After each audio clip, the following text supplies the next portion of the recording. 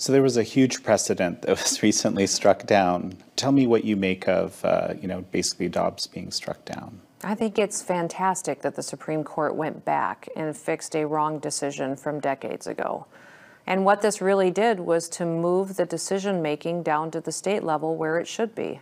So now the decision of abortion, and if it's legal or not, will be made at the state level, where elected officials can hear from the people closer to home. And that's the way that I think is proper and defined by our Constitution. I'm grateful that in South Dakota we had a trigger law in place that said if Roe is ever overturned, that abortion will be illegal in the state of South Dakota except to save the life of a mother. That stands today and is true. And I also believe that now we need to really focus on supporting these mothers in crisis, these mothers that have unplanned pregnancies that weren't prepared for it. What can we do to get them health care, get them financial assistance, how we can connect them to nonprofits or churches that would support them, and then maybe even connect them to adoptive families that may be wanting to raise their children if that's the route these mothers choose. So that's something I think we can all do better in this country, is really letting them know that there are other options that aren't necessarily going to create a crisis and upturn their life. The concern that I keep hearing from people is basically that, this is 50 years right now of precedent of a whole, structures created around it now. So women may lose their lives because of this decision. And the people I speak with they have genuine concerns, right? How do you respond to them? Well, if you look at every state and how they're making these decisions, that's the best place to get a response that fits the situation there for those individuals. These discussions will be had now among the public and there. Every state will approach it differently. I would say that most of the states will have the same approach that South Dakota has landed on. If it is to save the life of a mother, then it would be allowed. That is a life, every life still having value. And that's a doctor would make in conjunction with adhering to the law and the mother and her perspective as well. So that's what I think is critically important, is people act as though this decision was saying that was something that is tragic, where really what this is doing is giving us a much more responsive decision quicker, because it happens at the state level rather than dealing with a court that shouldn't be legislating anyways.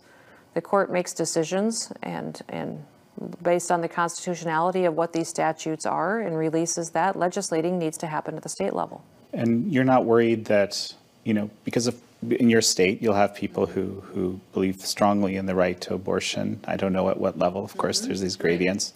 And you're not concerned you wouldn't be able to represent them with that view? No, I think my job's to follow the law as well. There are people in our state who support abortion and disagree with me on this topic. And we've had ballot measures before in South Dakota where people have chosen to leave abortion illegal and make it available still. So, I think our education process to the public will have to be aggressive, make sure they know the truth, because what we have right now is not necessarily a public that's on board with overturning Roe, but we need to let them know on why this is a better process going forward. So let's switch gears a little bit. And, you're recently suing the federal government about not allowing the federal government allowing you to do fireworks at Mount Rushmore. Now, why is this so important, I guess, is the question. This is a big deal for you, I think. Yeah, people ask me that a lot. Like, Christy, why are you making such a big deal over fireworks? And it would be because the federal government and the president is denying us this fireworks celebration and breaking federal law when he does it. He's not following the law. There's a federal statute that says, called the Administrative Procedures Act, that says once you check all the boxes of meeting the requirements for environmental studies, water quality issues, fire issues, wildfire cooperation, and even consultation with tribes, that if you do check those boxes, then the permit should be granted. We have done that, and still they have denied us this permit to conduct this fireworks show at Mount Rushmore. So at this point, it's just political and being punitive.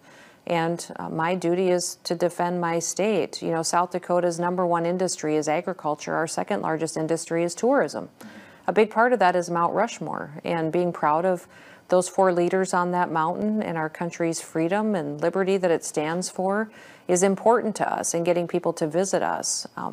That's our one chance every year to really showcase the monument, is on July 3rd, the night before July 4th, when we have this fireworks show, and the next morning when people wake up on Independence Day, everywhere in the world they're playing shots of Mount Rushmore and the fireworks going off. So it's a great chance for us to market our state and to benefit the tourism industry, but also it's a great chance to celebrate America. So unfortunately, with this administration, I end up suing them quite often.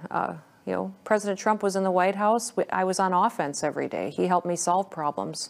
Ever since Joe Biden came in, I've been on defense. My only tool I have is to challenge him and how he's doing his job in federal court. The subtitle of your book is Lessons from the Heartland. You know, so what would you say is the most important lesson from the Heartland that the coasts can take? You know, just that what is special about America still exists. I believe that from South Dakota, from the middle of this country, is inspiration. It's a way of life that people are hungry for right now. We saw immediately trends change during the pandemic. People used to want to vacation in tropical destinations, beaches. That changed completely to where now the number one place that people search they want to spend time is small towns in rural America. And I think it's because, yes, it's it's amazing to me because I think it reminds them of what this country is in our beginnings in the American West. And it's hopeful and optimistic. We wake up every day in South Dakota grateful and happy. And I think it's because of our way of life, taking care of each other. So if you read this book, I hope you get a glimpse of that. It's a little bit of the story of South Dakota and how I hope that this country can return to that. We believe in rule of law, upholding our law enforcement officers, respecting them, taking care of our neighbors, cooperating together, and our economy is thriving, families are successful, parents are parents, and kids are doing great. So I think it is inspirational for the kind of community, state, and country that people want to live in today. Any interest in seeking a higher office? Oh, you know, not necessarily. I'm running for re-election to be governor of South Dakota this year. I'm really hoping people will trust me to do that job for another 4 years. I know there's a lot of interest in the presidential race in 2024. I'm not convinced it has to be me. I think that we have good people who want to run, but we need strong leaders. And I'm only interested in those who really know how to defend this country. So, and I do think never hurts to have a cowboy. We can find one of those, or a cowgirl. But I did bring you a cowboy hat as a gift, so I wanted to present it to you if possible. But as a little token of our appreciation from South Dakota, everybody makes a better decision when they're wearing a cowboy hat. So it's wonderful, I think. Yeah. Look at you. You're perfect. Now I just need to get you a horse. I love it. Thank you. Well, Governor Kristi Noem, it's such a pleasure to have you on the show. Thank you so much. Appreciate it. Thank you all for joining Governor Kristi Noem and me on this episode of American Thought Leaders. Her book again is Not My First Rodeo, Lessons from the Heartland. I'm your host, Yanya Kellick.